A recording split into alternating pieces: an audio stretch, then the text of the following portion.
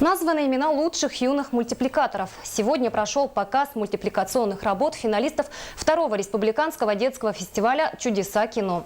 В фестивале приняли участие более 30 маленьких авторов детских и юношеских мультфильмов из 6 районов республики. Отметим, что в прошлом году фестиваль собрал более 10 работ. Тематика работ удивляет. Маленькие создатели мультиков предложили на суд зрителей пластилиновую анимацию, компьютерную графику и перекладную анимацию. Лучшим мультфильмом названа работа Иры Слепцовой, которая самостоятельно составила и собрала свой короткометражный мультфильм.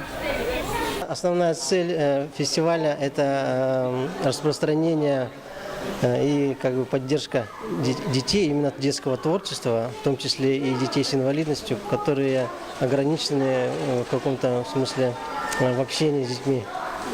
Поэтому в нашу студию «Чудеса кино» ходят дети как с инвалидностью, так и без нее.